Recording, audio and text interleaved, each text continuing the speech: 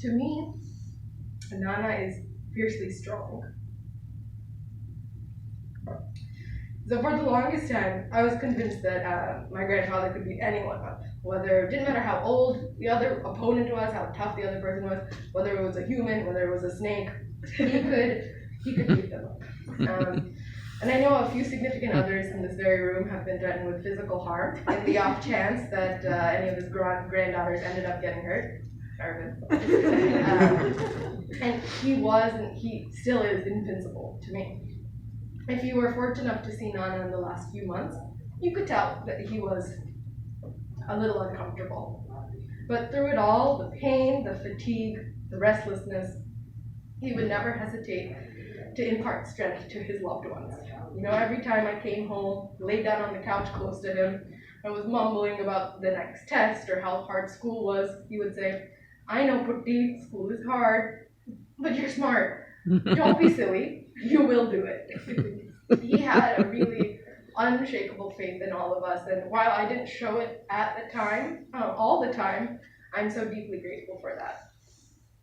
The last time I saw Nana, I peeked my head into the sunroom, and he stood up and dramatically said, "Samita, remember me."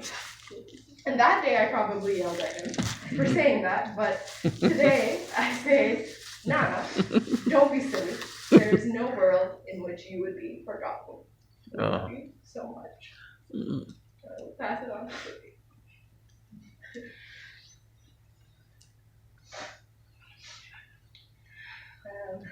Okay, so I'm Ruby. So to me, Nana is limitless love. There's nothing about my grandfather that I won't miss. His inexplicable satisfaction with his life, his boundless pride for all of us, and his willingness to listen to our opinions and feelings while holding our hands or cuddling us. This past Father's Day, Nana wasn't feeling up to coming downstairs with the rest of us, so I went to go visit him in his room. Since it had been 4 months since I had seen him in person, even not feeling his best, he made sure I felt seen and heard and loved that day.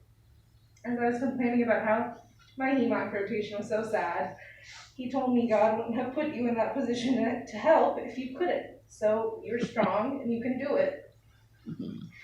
So while God might have had a hand in all this, the reason any of us are strong is because we have Nana believing that we're capable of conquering and then fixing this male-dominated world. I am selfishly and desperately sad for myself and the loss of Nana in my life and my son's life.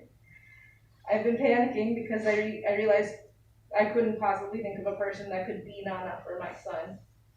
But I realize now that each of us that we're touched by Nana in our lives, have a little bit of him to pass on to each other. So I'm going to teach my son that he is strong and capable, and that it's okay to skimp on dinner and fill up on dessert. We will always love you, Nana.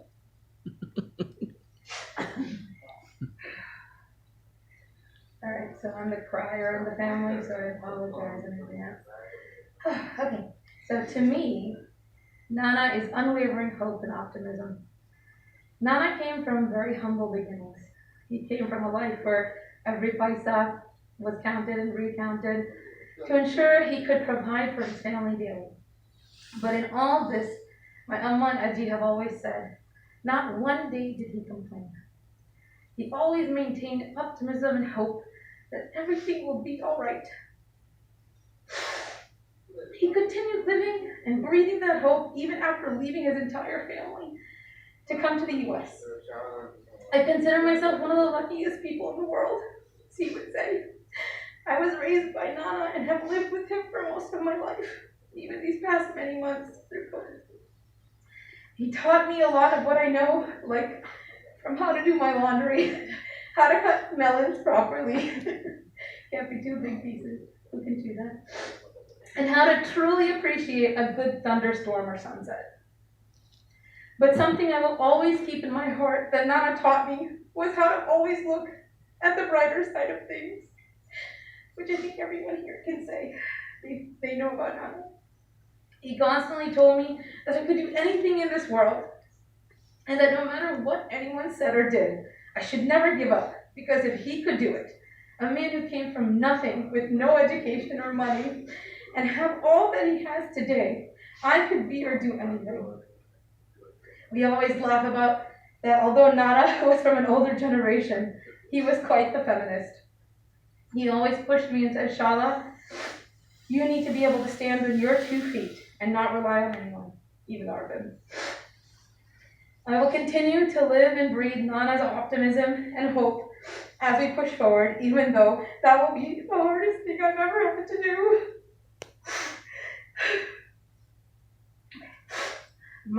My kids, Avani and Anirudh, like me, we're so lucky to have Nana and have had him to be such a big part of their life. And I know I will continue to teach them all that he taught me. And we will do our best, Nana.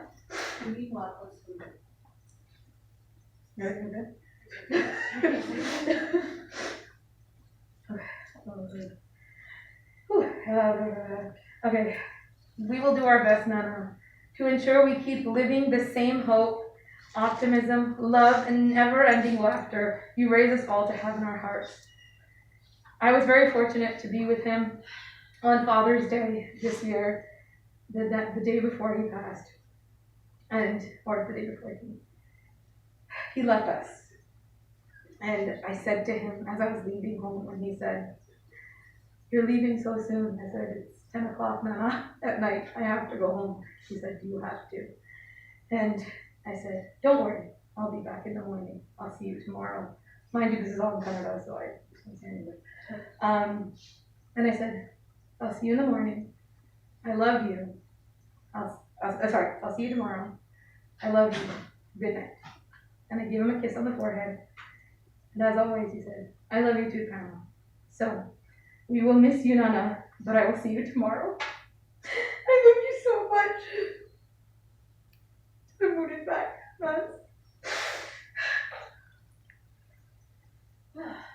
Hi, hello. I am Suparna, Nagaraj's eldest grandchild, or Supi as I'm known to many. To me, Nana is consistency or a constant. You might think that Nana was a nickname for Nagaraj or a family word for grandfather. The origin of the name is actually much cuter.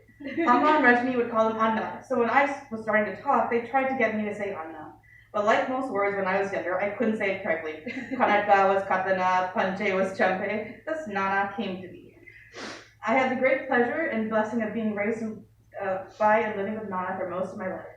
He has instilled in all of us to study and stand on our own 2 feet. I might have taken the studying thing too seriously. His disciplined and regimented lifestyle is what I will carry with me, waking up early, showering, drinking his coffee, eating, reading the newspaper, taking walks, all at certain times of the day. His discipline inspired me to write my college entrance essay about him and Aji and how they have been an inspiration to me.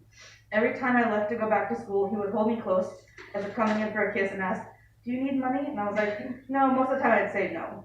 And he would be there every time I came home, constantly calling on the drive to see when I would be home.